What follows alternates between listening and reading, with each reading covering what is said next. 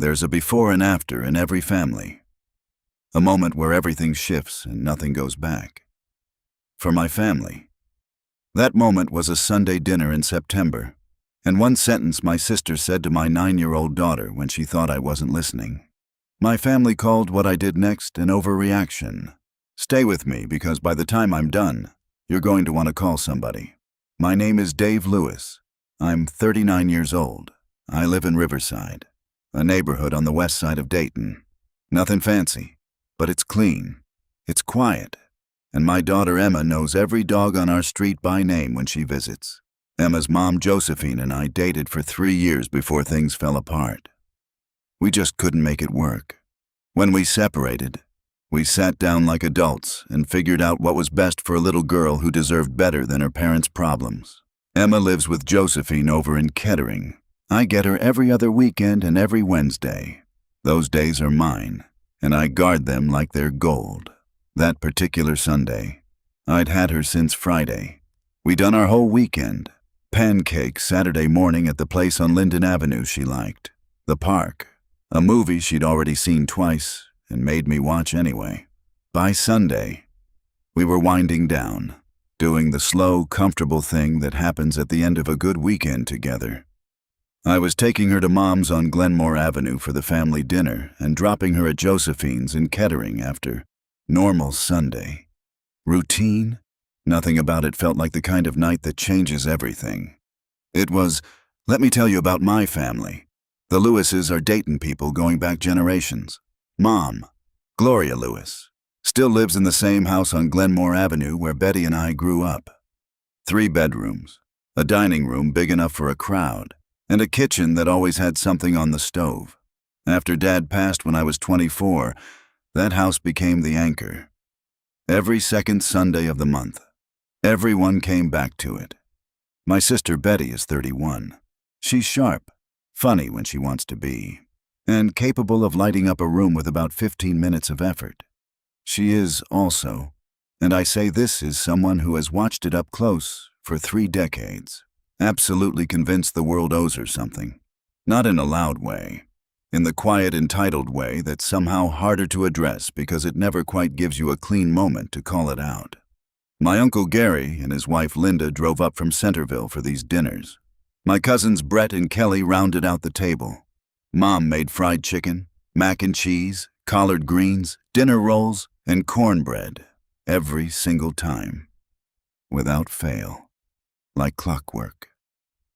That kitchen smelled like every good Sunday of my entire childhood. Emma loved these dinners.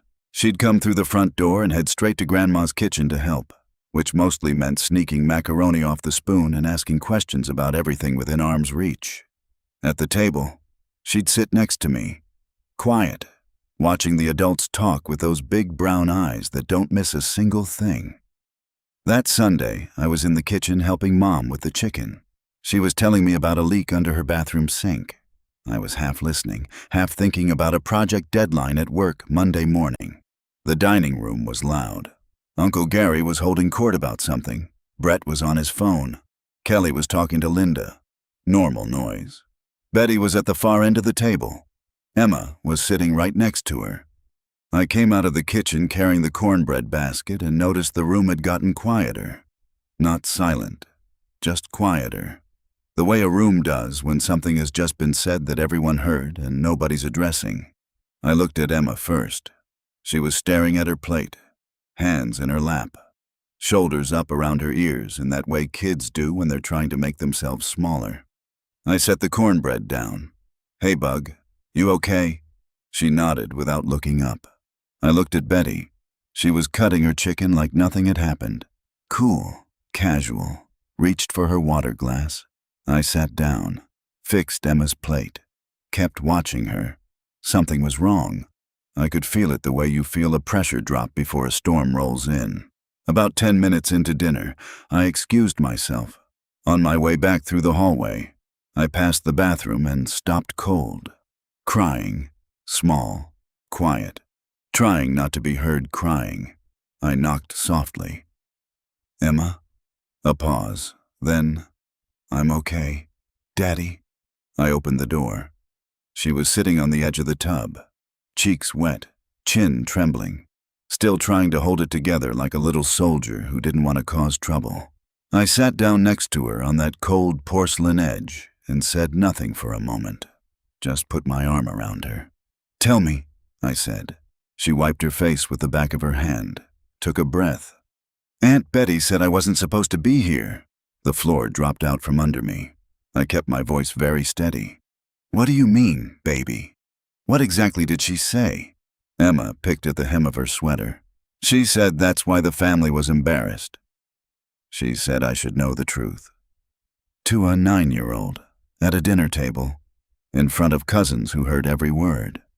I sat on that bathtub edge for about 15 seconds, just breathing, counting, doing the thing you do when you want to flip a dining room table through a wall and you know you can't. Then I looked at my daughter, my smart, sweet, didn't ask for any of this little girl, and I said, "Emma Grace, look at me." She looked up. "You are the best thing that has ever happened to me. You are not a mistake. You are the whole reason. Do you understand me? The whole reason." Her lip wobbled. "Promise. I would bet everything I own on it. Stay here 1 minute. Daddy has to go talk to Aunt Betty. Stay with me, because this next part is where it gets real." I walked back into that dining room. 8 people around a table, mac and cheese still steaming, cornbread in the basket, football pre-game bleeding through from the living room TV. Normal Sunday. Nothing to see here. I stood at my end of the table and looked at Betty. She glanced up, took a sip of her drink, looked back down. "Betty." My voice was quiet, controlled, the dangerous kind of quiet that people who know me would recognize immediately. "What did you say to Emma?" The table shifted. Uncle Gary looked up. Brett put his phone face down. Betty sighed, actually sighed, like I was already boring her, and said, "I just told her the truth. Dave, kids need to understand reality, and she's going to grow up eventually. Betty." I leaned forward on the table.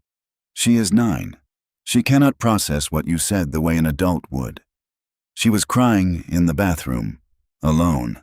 What she processed was that her family doesn't want her here. Is that the truth you wanted her to know?"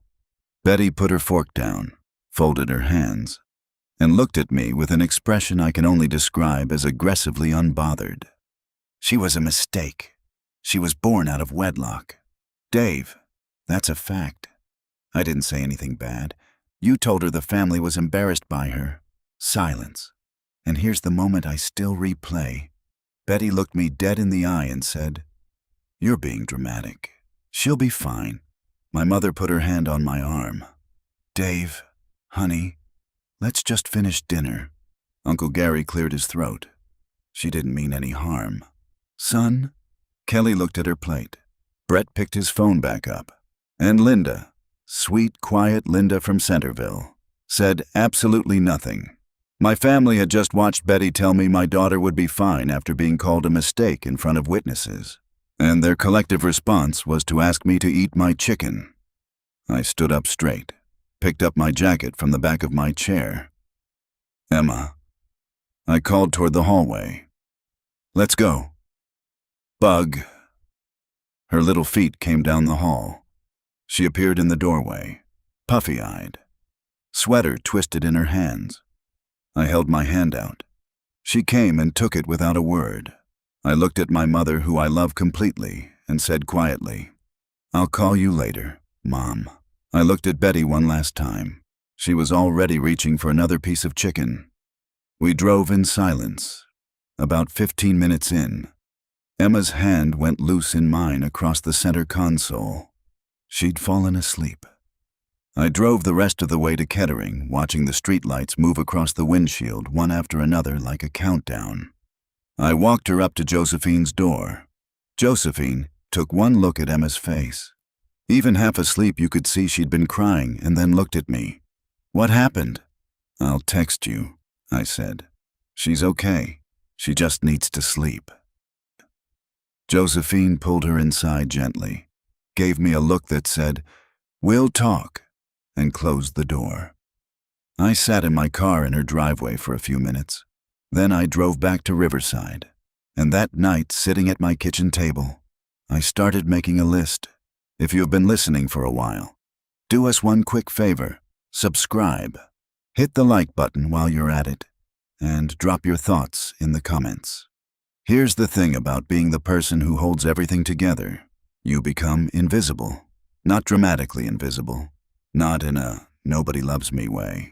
Just in the practical daily way where the support you provide becomes so expected, so built into the architecture of everyone else's life that they forget it's you providing it. They forget it's a choice. They forget the floor they're standing on is your back.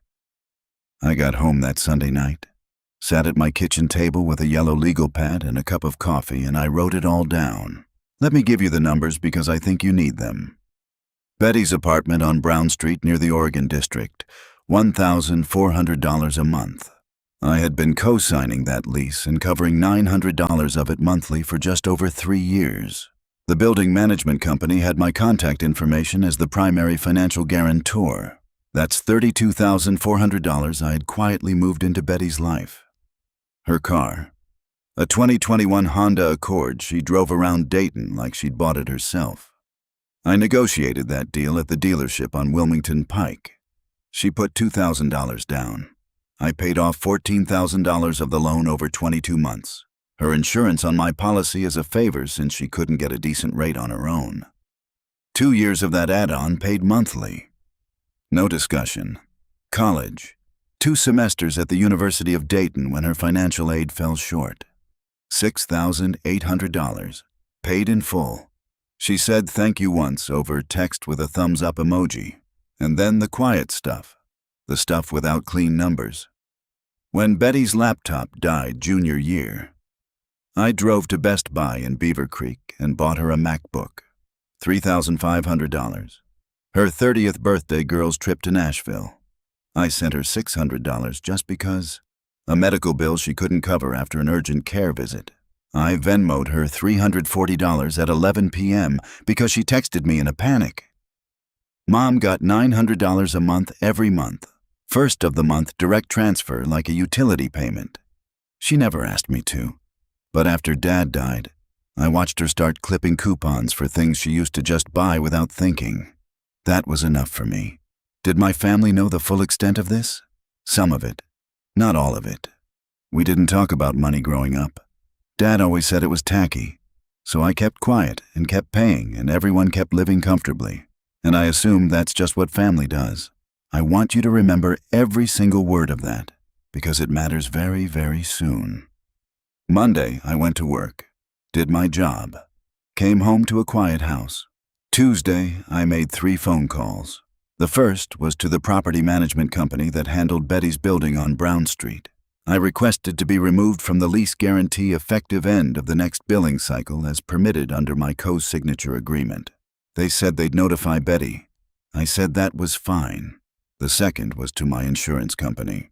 Betty's car came off my policy. The third was a brief professional email to the billing office at the University of Dayton. Betty was enrolled in a continuing education certification course. The quarterly tuition installment I'd been covering. I notified them I would not be renewing that arrangement after the current term.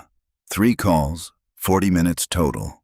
I just stopped, and then I waited for the weather to change. It took 11 days. Day 11, a Thursday evening.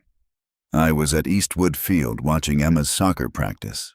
It was one of my Wednesday pickups, extended into Thursday because Josephine had a work thing. Emma was out on the field in a red jersey, completely unbothered by the cold, chasing the ball like it had personally offended her. My phone rang. Betty. Dave. Her voice was already 3 layers deep, past confusion, past irritation, somewhere close to controlled panic. My landlord called me today. He said you've been removed from the lease, and I need a new financial guarantor or an increased deposit by the end of the month. What is going on? On the field, Emma stole the ball from a kid twice her size and grinned like she'd won a championship. Hey, Betty, I said. Don't hey Betty me. What did you do?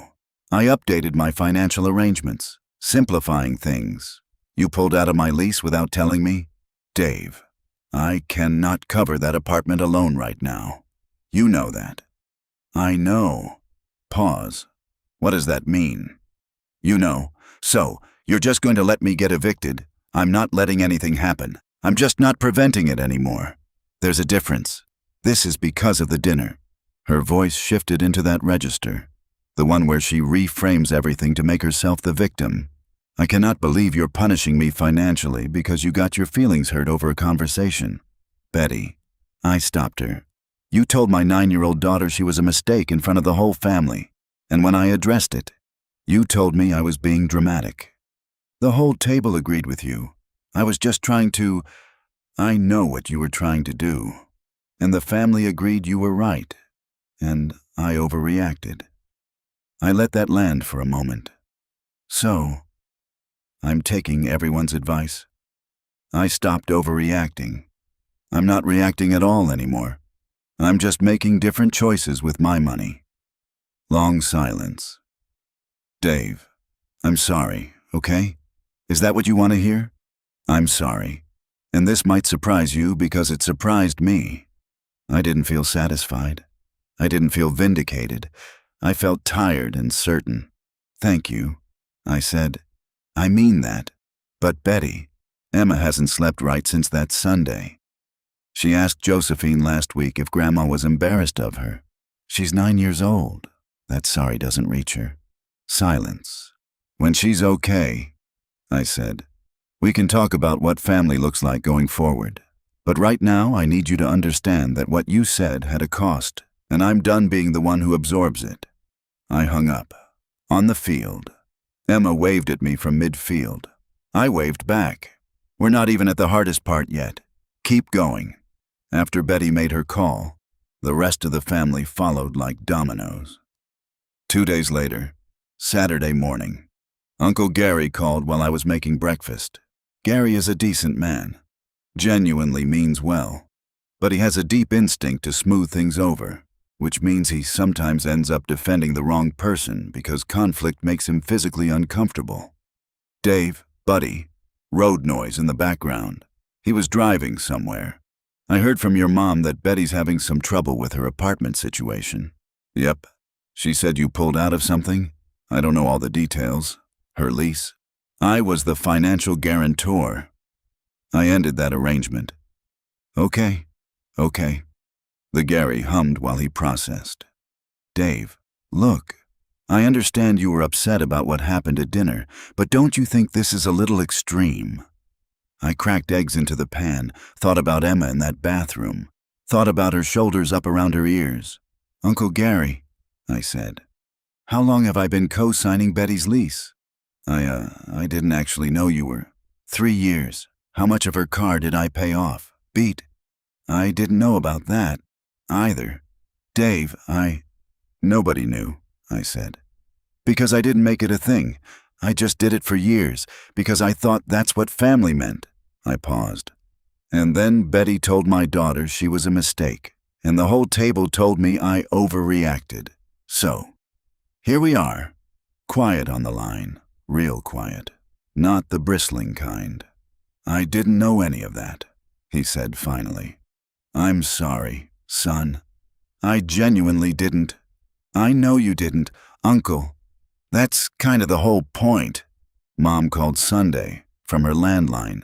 She opened with, have you eaten today? Yeah, Mom. Lunch. What did you have? Leftover chicken. That's not enough. David. We did the mom thing for a few minutes. How's Emma? She's good. How's work? It's fine. Is your heat working? Because the temperature's dropping? Then the real reason moved in like a weather front. Betty came by yesterday. She's scared. Dave. I know. She might lose that apartment. I know. Don't you think? Mom, I sat down, kept my voice gentle, because this was my mother, and I loved her, and none of this was her fault. Do you know what Emma said to Josephine last week? She asked if Grandma was embarrassed of her. A 9-year-old girl is now wondering if her grandmother is ashamed of her because of how she came into this world. That's what Betty put in her head. Silence. Emma didn't do anything, I said. She just existed. She came to Sunday dinner and sat next to her aunt, and her aunt decided that was the moment to educate her on family shame. My voice stayed even. It cost me something to keep it that way. I've been carrying this family quietly for a long time, Mom. And I don't say that to make you feel bad. I say it because when nobody at that table backed me up, when Betty told me I was being dramatic and everyone went back to eating, that was the moment I realized the weight wasn't being shared. And I put it down. Mom was crying quietly. I could tell by her breathing. "I love you," I said. "Your $900 comes first of the month like always. That doesn't change. But I can't keep funding a life for someone who hurt my daughter and called it doing her a favor." We stayed on the line for a while after that, not really talking, just existing together the way you do with people you've known your whole life. When we hung up, I sat in the quiet of my house in Riverside and thought about my dad, wondered what he would have said, figured it would have been something short, direct, and exactly right. 3 weeks after the dinner on Glenmore Avenue, on a Wednesday evening in October, my doorbell rang. I wasn't expecting anyone. I'd just picked Emma up from Josephine's for my Wednesday. She was at my kitchen table doing homework, very concerned about a diagram involving clouds and the water cycle. I went to the door. It was Betty. She looked different. Not performance different, not rehearsed apology different. Genuinely worn down, hair pulled back, a coat I recognized from 4 years ago, eyes that had the kind of tired in them that doesn't come from one bad week. "I'm not here to fight," she said, first words out of her mouth. "I'm not here to ask for anything. I needed to come." I looked at her for a moment. Then I stepped aside and let her in. Emma looked up from her homework when we came through. Her expression did something complicated. A flash of recognition, a shadow of that Sunday. And then, because she was Emma and she was 9 and somehow already better than most adults I know, she looked back down at her worksheet. Betty stood near the kitchen doorway looking at Emma like she was trying to figure out what to say and coming up completely empty. I was about to offer coffee, break the tension, do the adult thing, when Emma quietly got up from her chair. She went to her backpack hanging by the back door, dug around in it, came back into the kitchen. She walked over to Betty and held out a folded piece of paper. Betty looked at me. I shook my head. "I don't know." And she took it. She unfolded it. I moved to where I could see it over Betty's shoulder. It was written in Emma's handwriting, that careful, slightly too big, cursive she'd been practicing. Some letters in pencil, some in purple marker, a small drawing of a sun in the corner because Emma put a sun on everything. It said, "Dear Aunt Betty, my dad told me I wasn't a mistake. He said I was his whole reason, and that I should never forget that. I looked up what out of wedlock means, and I don't think it means what you said it means. I forgive you because my dad says that's what strong people do, even when it's hard. But I want you to know it really hurt my feelings, and I cried for a long time. I decided to tell you because I think you should know. Emma Grace Lewis, P.S. I am not embarrassed of our family." The kitchen went completely silent. Betty stood there and read it, then read it again. The paper was shaking slightly in her hand. And then Betty, my sharp, unbothered, eye-rolling sister who had sat at that dinner table and told me I was being dramatic, sat down in one of my kitchen chairs and put her face in her hands and cried. Not performance crying, not strategic crying, the ugly, collapsed kind that comes when something finally breaks through a wall you've spent years building. Emma watched her for a moment. Then she walked over, patted Betty on the shoulder twice, very businesslike, very 9 years old, and went back to her homework. I put the kettle on. We sat at my kitchen table until almost 9 o'clock. Betty talked, real talk, not deflection, not reframing. She talked about growing up after Dad died, watching me handle everything, feeling like she could never catch up, and how somewhere along the way that turned into a resentment she didn't fully understand and clearly never managed. Did I excuse what she said to Emma? No, that can never happen again. I told her. Not to her, not to anyone. What you said was cruel. Betty, I don't care about the psychology behind it. She nodded. Didn't push back. Did I write a check? Reinstate the lease? Call the insurance company back? No. When Emma stops flinching, I said, we can talk about what being a family looks like going forward. And I mean that. I do want to get there. But you need to sit with this a little longer. What you're feeling right now. That's the weight of what you said. It's supposed to be there. Betty looked over at Emma, still at the table. Worksheet nearly finished. Sun drawing complete. Purple marker cap back on. She's incredible, Betty said quietly. Yeah, I said. She is. She didn't get that from the people who called her a mistake. Betty winced. Fair. She left around 9 o'clock. I stood on the porch and watched her taillights disappear down the street. Dad? Emma called from inside.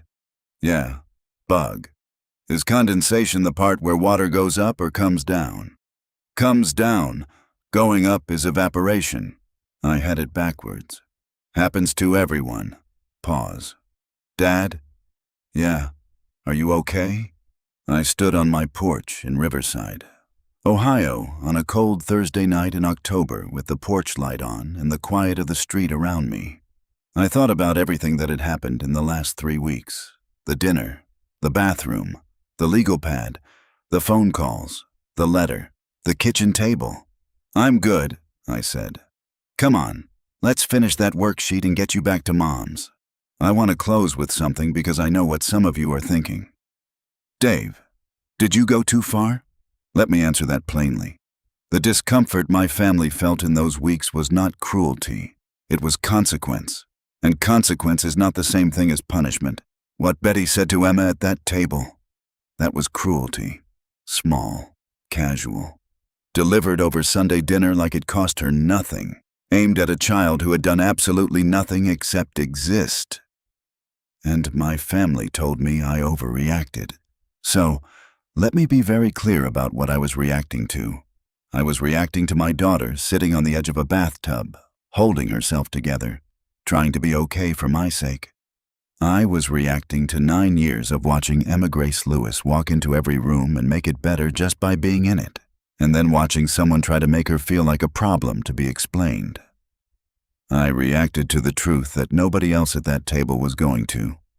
Was it satisfying? Not the way people mean when they use that word. It wasn't fun. It didn't feel like winning. It felt like doing something that had to be done by someone who finally understood that waiting for someone else to do it was the real mistake. The real mistake. Not Emma. Never Emma. The Sunday dinners on Glenmore Avenue started back up in January. Different. Quieter in some ways. More honest in others. Betty comes. She sits near the middle of the table now. She brought Emma a book about a girl who solves mysteries with her dog. She remembered from some earlier dinner that Emma loved dog stories. Emma said thank you politely, the way you do when you're not and not quite sure how you feel about something yet. But you were raised right. Progress doesn't always look like a movie ending. Sometimes it looks like a kid saying a polite thank you over a book about a dog. I'll take it. Uncle Gary pulled me aside in the kitchen that January, handed me a beer, and said, I had no idea how much you were carrying. Son, I'm sorry I didn't know. I'm sorry about what I said on the phone. I shook his hand, told him it was okay, because it was. Mom made her fried chicken that night, the real kind, seasoned overnight, fried slow. First time in months. It tasted like it always had. Like Glenmore Avenue, like Sunday afternoons, like a family that is broken in some places and held together in others, still figuring out what they owe each other and what they don't. Like most families, if we're being honest. Emma got a 97 on her water cycle diagram. She was annoyed about the 3 points. I told her 97 was excellent. She said she knew exactly what she'd gotten wrong, and she wanted a chance to fix it. That's my kid. That's my whole reason. If you enjoyed this story, hit that like button, subscribe, and drop a comment below. Let me know where you're watching from. I will see you on the next one.